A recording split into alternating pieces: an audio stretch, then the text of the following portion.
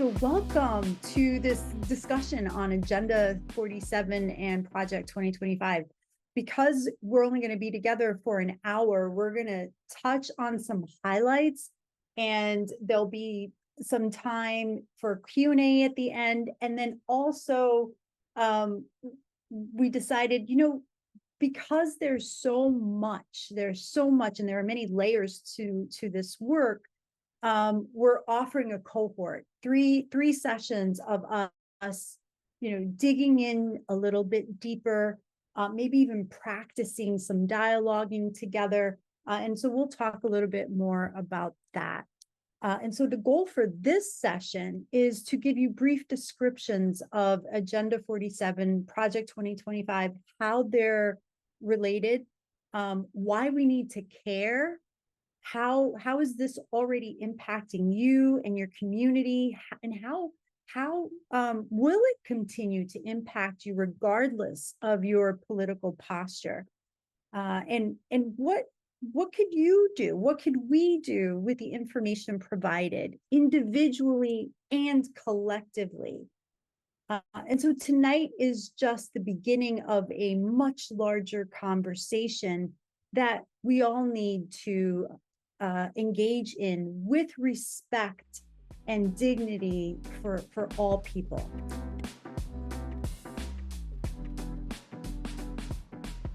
I'm going to give you a little bit of background on me, and Kalee and Hannah will give a little bit of background on them and why this is important to us. So I live in Grand Rapids, Michigan, and I grew up in Queens, New York. I'm a Navy veteran. I'm Puerto Rican and Italian, and I'm going to be celebrating 35 years of marriage.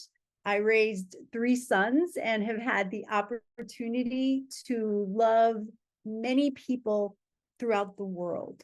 I did not grow up in a political home, and I didn't feel the need to know about politics, because to me, politics seemed to be, and now is time for me to be very real. I'm going to be very real throughout this time. To me, politics seemed to be a white people's game in a white people's world, and I didn't have a desire to learn it or be a part of it. So I just went with the flow, not knowing that there was a flow already created for people like me. And as time went by, I observed the coded disparities. We're going to talk a little bit about coding. I observed the coded disparities and patterns showing that the Americanized flow was not created equally for everyone. And I didn't care about that before. I didn't even realize that that was a thing, because I didn't fully understand. But now I care, because I care about all people, even if they don't think like me.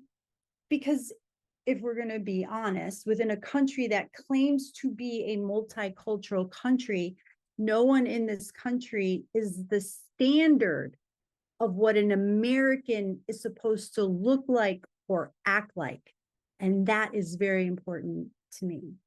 I'm a consultant and a coach for individuals and organizations actively committed to transforming oppressive ideologies and practices within their cultures and communities. I only work with people that are actively committed to becoming more aware of their biases, of their prejudices, with the hopes of creating more authentic equity and inclusion for all. So during this time together, we are not going to be telling you who to vote for or how to vote. We will not be promoting any candidates. Our hope is to provide tools to upgrade our critical thinking for a more holistic understanding of humanity and the world, which can guide us in choosing our conversations and informing our decision making in whatever circles we are a part of. So that's me. All right. Awesome. Thanks, Susie. Hi everybody. I am Hannah. For those of you who don't know me, I identify as white and queer, and I am coming to you all from Chicago, Illinois. I am originally from the east side of Michigan in a very small rural community, but I have also lived in various states throughout the country. So, have a have a plethora of a background of kind of living in every different area you could imagine within the US, super rural farming communities in the middle of nowhere, big cities, Chicago, other cities, the suburbs, and a little bit in between. And so that has, I think, especially growing up and everything,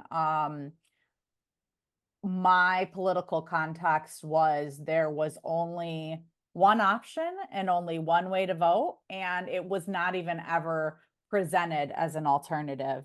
That basically everyone I knew was a Republican, and that's how it was. And if there was anybody that felt otherwise, they probably didn't voice it because they get quieted really quickly. And so I just remember there was, so my freshman year of, no, sophomore year of college was when Barack Obama was elected the first time. And I was actually in a photojournalism class at the time, and I was told to go to the Democratic Party the night of the election and capture pictures, and then I had to write a story about it. And we were randomly assigned whether it was Democrat or Republican. And just in that moment, I saw like a radically different perspective that I had never been privy to prior to that. And that, along with a lot of different things in my life, led me to start realizing like, okay, so there is more than one perspective, and it's also not necessarily like one's right and one's wrong or whatnot. Like it's important to recognize all different perspectives, and that when you're saying your perspective is not only the correct one, but the only one, then there's an issue there. And so that kind of created this like, hey, I need to start more critically thinking, right? Not just taking everything at face value. And so that's something that has been huge in my journey of, okay, this is what's written. What does it mean? What's under the surface? That coded piece that Susie talked about. What's being said, what's really being said. All of those things are really important, and things that we will kind of get at today. I am a co-founder of Ripple. I started doing anti-racism, anti-oppressive work full-time at the beginning of 2020. And yeah, I think that's a good amount about me for now. And y'all will continue to get to know me and parts of my story as we go tonight.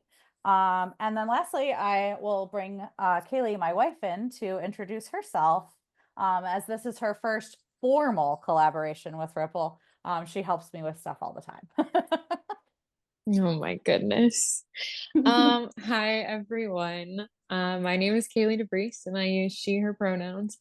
As previously stated, I am in fact Hannah's wife. This is my first time really working with Ripple. But I frequently help Hannah process a lot of things and come up with ideas. And just like supporting Ripple more in a behind the scenes way. But I am very excited to be here tonight with all of you. Um, Truthfully, my experience has been very one-sided for most of my life. I grew up in the south suburbs of Chicago in a very Dutch Reformed bubble, which, as you know, others have mentioned, it was very like there's one way to do this, and this is the only way, and anything outside of that is bad and it's wrong. And kind of critically thinking beyond that wasn't something that was ever fully taught or encouraged. Um, I moved to Grand Rapids, Michigan, for undergrad, and um, Grand Rapids is also a Dutch Reformed bubble. So I kind of found myself in very much the same environment. Um, and it wasn't until I began my coming out journey and leaning into my queerness that I feel I was exposed to a lot more as now being someone who didn't necessarily fit in the box that was expected within the white Dutch Reformed bubble. And that had really challenged me and really pushed me to just think beyond the things that I'd always been told as I grew up and just kind of had accepted as truth. It allowed me to really come into my own and come up with my own perspectives and ideas and beliefs that, you know, previously I had just accepted as like my teachers or my parents or other family had kind of told me, well, this is what we believe about these things. And so I know that I for sure am at least coming into this experience with my queer identity as being something that is more top of mind. I became a lot more engaged in politics once I realized that there were a lot of laws and other things in place that were very against the LGBTQ community in various capacities. And while I hate having to admit that it wasn't until these things affected me that I began to care, like that is the reality. I've lived my life with a lot of privilege. And while I'm here now and that's what matters, it still is kind of hard to reconcile with that at times. But I am here now and I'm very excited to be here and I'm very excited for the rest of this evening together. Yeah, thank you. All right, so now we're going to jump into Agenda 47. We're just gonna dive in. You guys ready? Okay. All right. So Agenda 47 Can you is see that okay, Susie? yes. Okay, perfect. you guys see it? Yeah. So it's the Republican manifesto for Trump's second presidency. And so it outlines his plans and policies if he is elected as the 47th president of the United States. In order to implement the policies that he wishes, Trump will be relying heavily on executive orders and an expansion of executive power. Hannah, do you want to say something about that? Yeah, I think it's just important to recognize that's something we've noticed a lot in the news, that since Project 2025 has sort of hit the news cycle, that Trump has very much tried to distance himself from it. And so we want to present Agenda 47 because this is his official platform. And I think the reason why we said the executive orders and expansion of executive power is that's another highlight of Project 2025 as well. And so even though Agenda 47 is not quite as robust as Project 2025, Project 2025, the documents that have been released is almost 900 pages. Agenda 47 is, I think, like 16 or 18, and then there's more information on the website. But it's intentionally more vague. But based off of a lot of the things that are in it verbatim, the only way that it could be implemented is through some pretty significant shifts in our current ways that our government operates. Yep. And so there are, do you want to talk about the states that are? Yeah. Yeah. Oh, yeah. The playbook and everything. So yeah, there's just recently it broke that there was a kind of a hidden camera interview that happened with, it was actually a organization, I'm blanking on their name right now. Don't worry, I will have it for you guys in the future. It's actually a British organization that reached out to a guy by the name of Russell Voigt. And he is actually one of the people behind Project 2025. He has helped orchestrate a lot of the things. And they reached out to him pretending to be donors for Trump's campaign and were able to get a bunch of information. Most of the things weren't that like groundbreaking. A lot of this stuff is very public in terms of Project 2025. The whole 900 pages is online. It's available. There's a lot of videos and other things that are there too that they've been pretty clear about.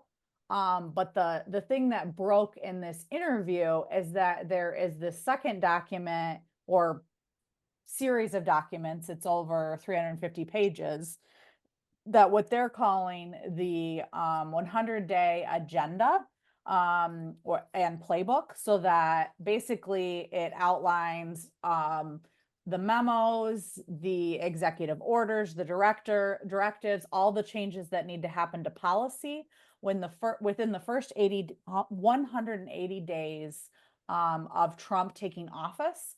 That's basically ready to go. And they have been very clear that they do not want to publish it, and they do not want to even email it to people that are known, because then journalists can request Freedom of Information Act. So if they don't publish it, then it can't be made known to folks. So that's super important to note. And even further, again, that guy Voigt, who has helped orchestrate a lot of these things, what's really important is that he has already done this on a much smaller scale. As many of you guys might be aware, but beginning in really 2021, as Biden was taking office and Trump was leaving, because Republicans no longer had federal power, they shifted to the states. And so more than 20 states had either legislation or executive orders that banned teaching critical race theory in schools and adjusted a lot of other policies. And what's significant about that is that a lot of the language, legislation, and executive orders that were used are from Russell Voigt's organization that he had drafted up. And so basically, he's demonstrated that he can already do this on a small scale, and he knows that it needs to be kept quiet. And so that's kind of like the concerning information that was released from that hidden camera interview. So the things that are in Project 2025, the things that are in Agenda 47 can seem super, super extreme, but it's important to know policies and legislation and bills have already been brought forth, have already been passed, have already been implemented in almost half of our states to some degree. So the people behind this, if they obtain the power to do so, they will implement these things. Mm-hmm. And so these things in the Agenda 47, there are let's see, the agenda outlines 20 promises that Trump will achieve when he wins the White House. And he also needs Republican majorities in the House and the Senate. Agenda 47 has 10, besides the 20, so you have the 20 promises, and then you have 10 sections that are outlining the following things, like defeating inflation, quickly bringing down prices, sealing the border, stop the migrant invasion, protecting seniors. Anyway, there's a list of these sections of the agenda. And so what we did is we took some of the main themes of the agenda, which include economy, education, expansion of presidential powers, healthcare, Social Security, immigration reform, journalism, media, the flow of information, religious liberties, LGBTQ plus rights, issues about veterans, DEI, and law enforcement. And so from those themes, we took a couple of those themes to highlight tonight. And many of those things will be highlighted later in cohort and also in our reader's guide. Now, Project 2025 then, and so despite Trump claiming he knew nothing about 2025 and that he wasn't connected to it, the evidence says otherwise, according to what Hannah was talking about. So everything outlined in Agenda 47 is elaborated upon in Project 2025. So both documents go hand in hand. So Agenda 47 is kind of like the summary of everything that's in Project 2025. And our reading guide will provide more evidence that we have discovered in our research. So Project 2025 is a presidential transition project created for a Republican who just so happens to be Trump, who will become the next president. So what it's called a mandate for leadership, the conservative promise. So, quote, it is a collective effort of hundreds of volunteers who have band together in the spirit of advancing positive change for America. It does say that the ideas expressed in Project 2025 are not shared by all within the collective of contributors of that project. But what unites them is the drive to make our country better. Okay. And so I want to pause there because two key words in this statement are our drive and then our country. So when we think about making our country better, making it better for who? Who is included in this and who is not included in this? And make our country better based on whose perspective? Everyone's perspective or just a select few? And when it comes to the drive that is uniting them, we need to pause and ask, well, what is a drive? And what are the ideologies fueling the force of their drive and the drives of all political candidates, not just Trump, right? All the political candidates and all of their campaign and all their supporters and all that. And so if we break down the definition of a drive is an individual or a collective energy and determination. So a drive can come from what is perceived as a basic need that is urgent and requires some kind of a satisfaction. I need to satisfy my need. And so a drive can become a force of energy to control others. And with the right people in the right places at the right time, a drive can become a nation's culture enforced by mandates and laws. And we have seen that throughout history, regardless of who's in power. When we understand what drives people and the roots of where those drives originate from historically, then we can address issues at their root. Without this understanding, we remain being tossed here and there with our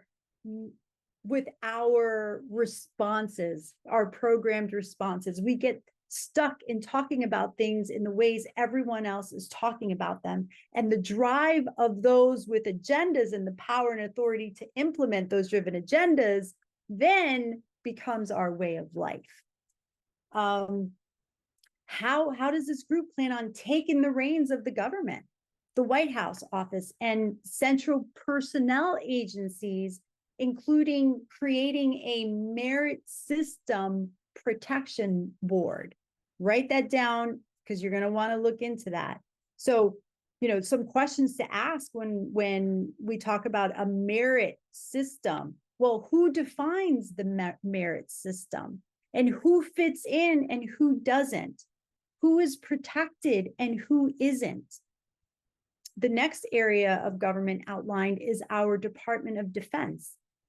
That's in Homeland Security, that's intelligence community. And you know what else is grouped under the Department of Defense? Media agencies, and international development. You know what's not under the Department of Defense? Caring for our veterans, our sons and our daughters on the front lines, our veterans, those that put their lives on the line for you, for me. The veterans are addressed about 500 pages later at the end of the section called General Welfare. General Welfare is the next section, and that consists of the Department of Agriculture, which is very important for our welfare, especially since the quality of our food has been progressively decreasing. I don't know if you guys have noticed that, because I've definitely noticed. All right. The next section under general welfare is education, which we'll hear a little bit more about later. Another section is the energy, the power that we use. Where does it come from? And why is it a monopoly? And so the next section is Environmental Protection Agency, the EPA, Health and Human Services. All of this is under general welfare, housing and urban development. There are plans, there are thoughts, there are agendas and perspectives about all these things that are not including the voice of those that are affected by it. And so we also have the Department of Interior, which oversees, manages, and protects the nation's natural resources and cultural heritage. This section involves our commitments to the indigenous people, to the land, and land management and national parks. And some key words in this section are reclamation and enforcement. What is reclamation? Reclamation is the process of claiming something back or reasserting a right. What are they reclaiming?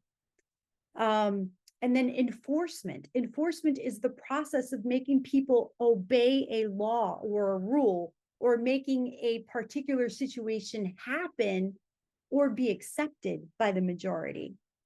So voters like you and I directly and indirectly support the enforcement of laws created by our government, which are influenced by groups like the Heritage Foundation and other groups like AIPAC, American Israel Public Affairs Committee, which greatly influences most of our elected officials. Okay. All right. So the next section is economy. So what's under economy? It's our commerce, it's our treasury, it's our banks, it's our Federal Reserve, small businesses, trade, independent regulatory agencies. So there are 900 pages about everything I just said from a small group of people, right? So we need to care about the force behind Agenda 47 and Project 2025 and all political platforms, because the more we understand, the less shallow rhetoric we will allow to disturb us. And the less shallow rhetoric we will use in discussing these issues. And the more energy we will save and use for addressing things that affect people that have been historically marginalized.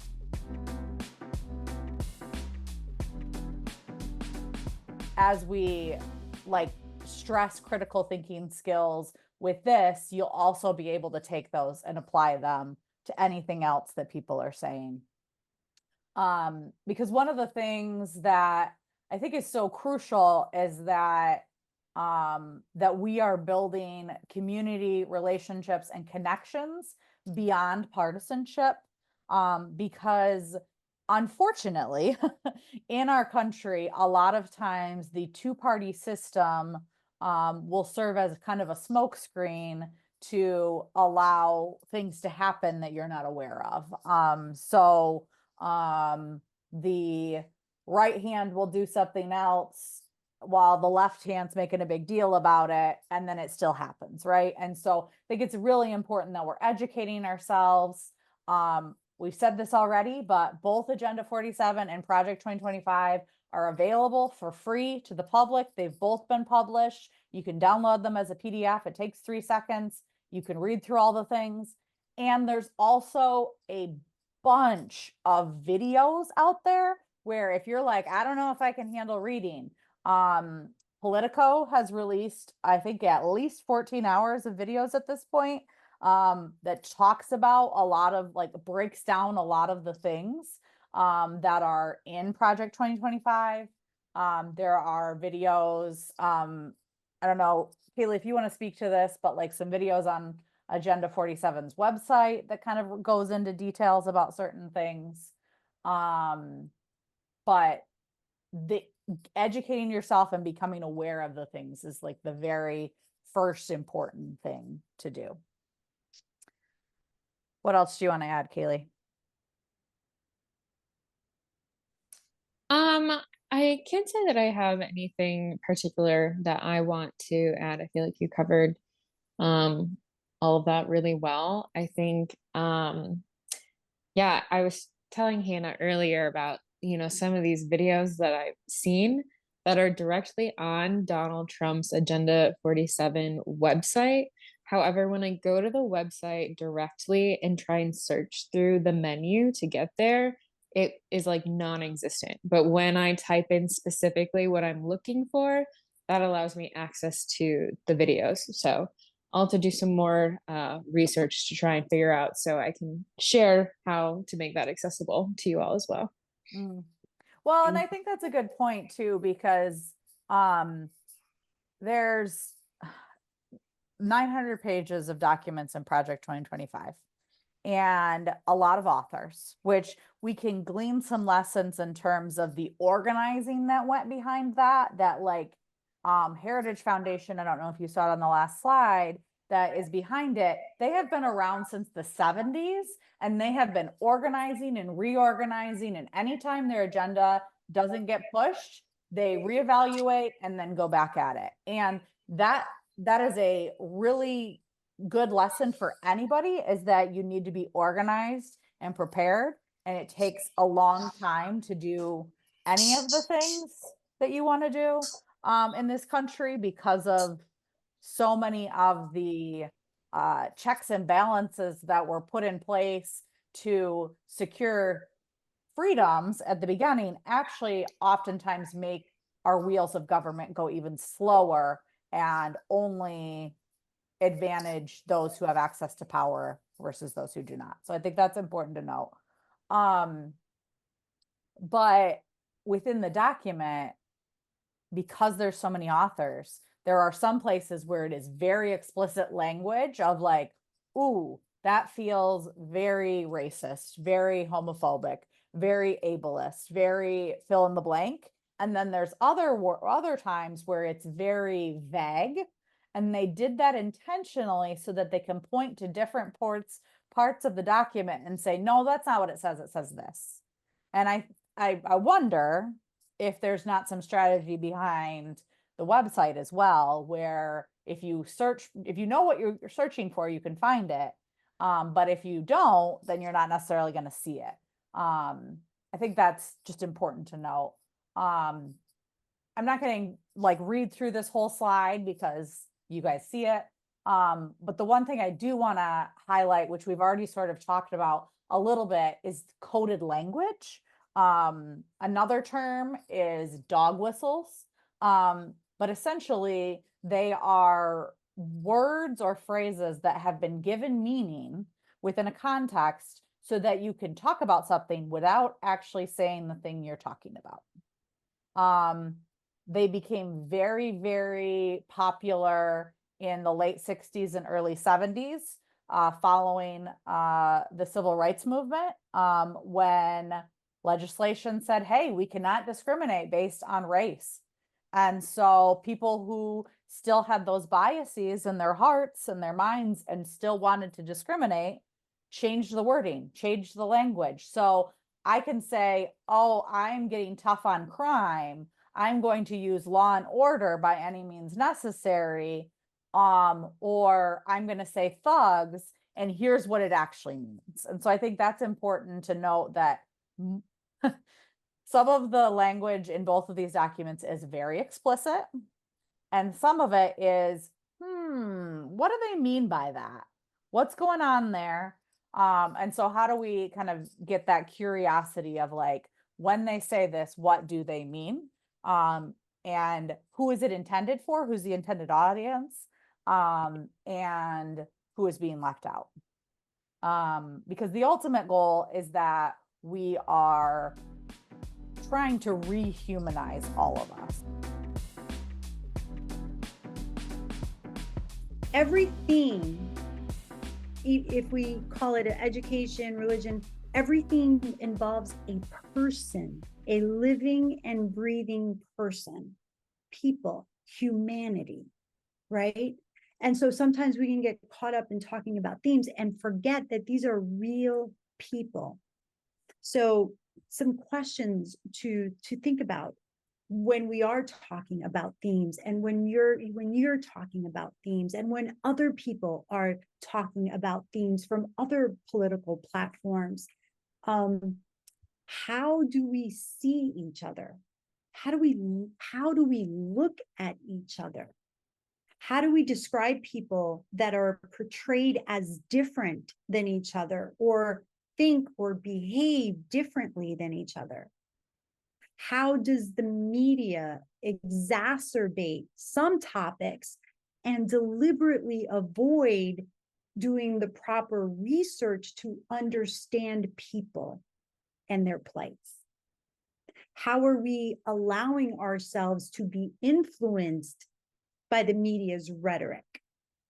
Do we examine what we say about things like immigration, education, religion, family, marriage? Are we sounding like parrots to each other? And I'm going to say yes. I am going to, for me personally, I feel like we are parroting the narratives that are fed to us.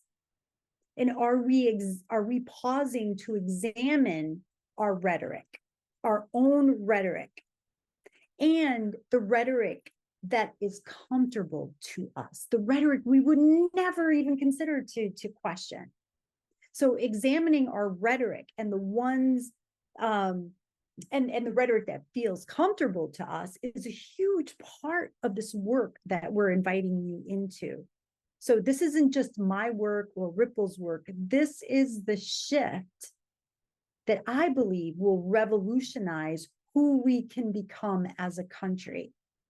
That's the document and actions I'm still waiting to read and see from the top two candidates and from other people. So yeah, Kalee and Hannah, what do you want to add in? I feel like you have already touched on a lot of the themes in each of these documents. And so I feel like a broken record by saying, hey, you should just read it. I do want to take time to, especially in light of what you just said, Susie, about how do we see each other, how do we describe each other. Some of the language that is actually used in the document, I made a couple put a couple quotes in here in regards to education and immigration. And I just want to run through a couple of those because so the first one is Republicans will champion the First Amendment right to pray and read the Bible in school and stand up to those who violate the religious freedoms of American students. And then also talking about protecting religious liberty and supporting a new federal task force on fighting anti-Christian bias. And at face value, that might sound great, especially if you identify as a Christian, that it's like, oh, cool. there's freedom, right? But what is important to ask is who is being excluded in this? Because we're not talking about private Christian schools, we're talking about publicly funded federal schools here. So that means most of the students do not necessarily identify as Christians. And then even more important is when we say Christianity, what does that mean? And whoever is in power, it's their version of Christianity and how they practice it. And a quick aside is, if any of you all are familiar with white Christian nationalism, oftentimes they will refer to themselves as Christian instead of saying white Christian nationalism, and will say Christian values, American values. And what that is essentially saying America as a nation is God ordained. And so a lot of the things that are going to happen is inevitable. And that is a much different version of Christianity than what a good chunk of Christians practice in this country, as well as what is literally in the Bible. And I think the other piece too is that using this rhetoric that they can then push back against any critique to what they're doing, and basically say, oh, you're just being anti-Christian, you're just being biased, you're just etc., or use other language that's very villainizing of anyone that doesn't agree with them. So I think that's very important things to recognize about this. Additional highlights that are important in the education section. There's exact language around the 1776 Commission, which for those of you who are familiar with that, Trump created that as a direct reaction to the 1619 project that Nicole Hannah-Jones released in 2019, which is a retelling of some of America's history from the perspective of a lot of American history began in 1619 when the institution of slavery first hit the shores of what would become the United States. And basically kind of just shows through the lens of systemic oppression and systemic racism, that I think is really important for people to look at and acknowledge and see that the stories that we are told in our textbooks, again, who's telling the story? Who's holding the power? Who's being left out? What are we missing? And then, yeah, the rest you all can kind of read through some of those as well. But I think one of the things, as I was reading through a lot of Agenda 47, was just the contradictions at times, because there would be a line that would say basically like, we are going to prevent censorship and anyone from being disenfranchised, I don't know, different language like that.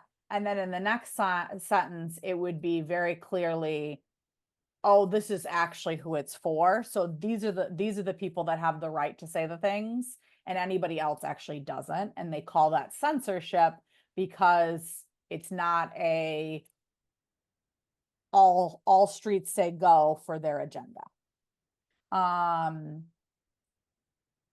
Fear for some and power for others. Yep, exactly. And then, yeah, here's some additional language around immigration. I would say that this is very, very slightly veiled coded language. They're not actually explicitly naming race, but anytime Trump refers to the border, he is explicitly saying the southern border. He's specifically talking about countries in South America, Africa, Middle East. And so what the subtext is, it is Black and brown people. And so you can say crime, gangs, cartels, all of those things without actually saying race, but it's still there. Mhm. What am I missing? Susie, Kalee, what do you guys want to add? There's so much. There's so and so there yeah, there's a lot there. Yeah. Yeah. Kalee, you want to add anything? I wish that we had more time to continue to talk about all of this because, yeah, there's just so much.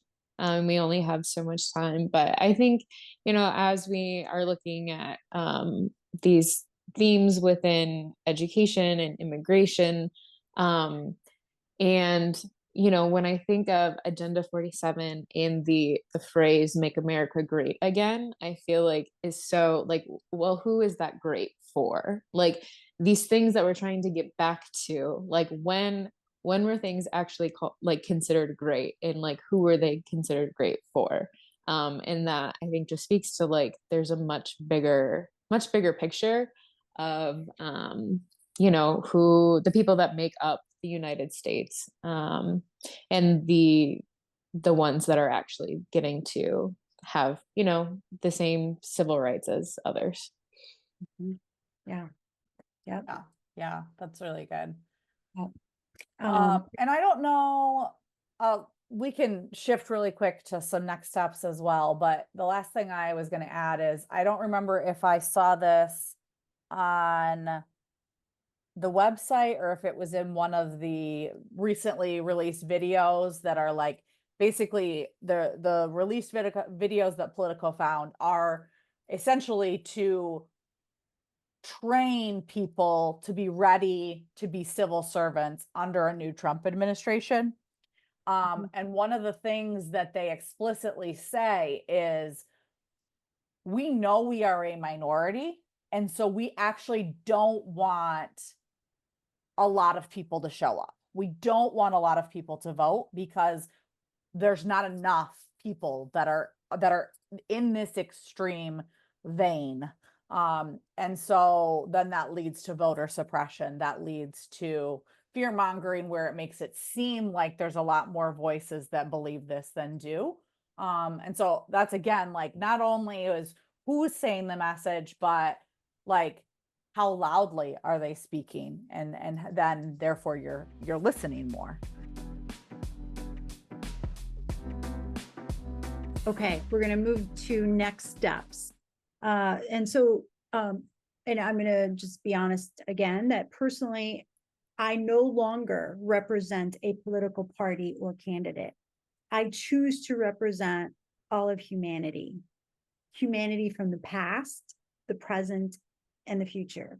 Humanity domestically here and globally, no matter their ethnicity, nationality, gender, classism, religion, or ideology. I care about people. I care about people I don't agree with. And I'm trying to be intentional with examining and re-examining my words and actions, our drives for the good of all people. And so I am trying to educate myself and my circles, but it's not easy. This is not easy work. It takes time, and it takes love. It actually takes love. And so, what does next steps look like? What does building community look like? So some important things to know is that not agreeing with each other is healthy. Not forcing others to submit to our agendas is also healthy. What's unhealthy is demonizing those that are different from us because we don't understand them. What's unhealthy is not caring enough to take time to understand those we do not understand. Understanding does not mean agreeing. Having different perspectives is necessary for continued growth for all humanity. Growth, emotional, mental, physical, spiritual, and sociological health. All of that is important to keep in mind. And people are at different places in their beliefs and their ideologies. people are not always going to think like us. They're and these are all of these people I mentioned, all of these people we are in community with, whether we like it or not, whether we think that we are, or we are community together. And there are some folks that will never change their perspectives, and there are others that will. And how we treat all of them matters more than we'll ever really understand. So our hope is to continue to provide tools, and to ignite a desire for people to create more awareness, for everyone to create more awareness for themselves, and create awareness of what is happening in your community, in our communities, and to respond from and to engage in meaningful conversations that can help build wider and deeper understanding of multicultural dynamics. We embody what we believe. So if we believe that we are superior to someone else, if my ideologies and my agendas are superior to someone else because our perspectives are different from theirs, then I am going to embody that superiority. I will talk like I am superior. I will act like I am superior. I will make decisions based on my superior perspectives, and I will feel it with my entire being. So how we embody what we believe affects all of us. We are all affected by what we believe and what we embody, directly, indirectly, domestically, and globally. And so as a country, we have a lot of work to do in this area. Hannah and Kalee, you want to add anything? I'm going to piggyback off of embodied. If you notice, the last point on here is embodied practice. We, again, thinking about the narratives that we've been taught, the ways we've been conditioned in our country. A lot of times, it is so important. I'm not saying don't educate yourself. It is so critical to educate yourself and inform yourself and know what's going on. And sometimes facts, figures, and just like a plethora of information is kind of prioritized over your emotions, over your well-being, over your body and your senses. And so an embodied practice essentially is reintegrating those so that you're not just in your head, but you're also in your heart and your body. Because I don't know about you all, as we're talking about all these things, I've felt my blood pressure raise a little bit, or my heart beat a little bit quicker, or like, oh, I'm finding myself holding my breath. And those are all reactions that are normal as a human and important to notice and pay attention to, because if you don't notice those things and don't address them, then you get into fight, flight, freeze, and you're not ready you're not prepared, and you would rather go hide in your bed than do anything. And that, frankly, is not what we can do right now in this country for anybody. Some people, I feel like, have had the privilege to do that at some point. And I think we are not, that can no longer be the case, because our humanity and our freedom and our liberation is tied up with all of us. So if you haven't, that's my plug for embodied practice. Take a look. Google it. I'm sure you'll find a lot of things. Resma Menachem is an incredible resource. I'll throw his name in the chat. Yeah. What else before I jump to the next slide? Anything that you guys would like to add? Okay. So really quick before we jump into any questions, and I saw the one about Politico, but if you have other ones, feel free to throw them in the chat. So we've referred to most of these already, but for you all who are interested in learning more about the Agenda 47, Project 2025, learning more about the context and the history of different language, what policies are already out there. We are in the midst of compiling that. We are hoping that we will have it ready to go by the beginning of next week to distribute. But if you guys are interested in that, we're making that available, and we're doing a suggested donation for our efforts, and we don't want money to be a barrier. So if at this point, if you are like, oh, I don't know if I can swing any money to get this, that's okay. Just let us know. We'll get it to you. And on the flip side, if you are like, hey, I want to make this accessible to other people and have that plethora, feel free to donate more for other people to have access. So your call on that. Were you going to say something, Susie? Yeah, it's already 30 pages long because we're pulling information, we're researching. So, there are good quotes and different things. It's not we're not breaking down everything, but these are some highlights and some ways to develop critical thinking, reflective questions and things like that. Yeah. And then the other thing that we're also working on is a cohort where the reader's guide will come with it, as well as some additional resources. And then we will be helping you break down some more things, even more details than what the reader's guide provides. And then the other big piece of that is that you are able to build more community with people that are interested in learning more about this and learning together. And so we'll have more information about that. We're hoping to do that in 3 consecutive Wednesdays in September. And then finally, just kind of a plug for Ripple in general. We have coaching, we have consulting.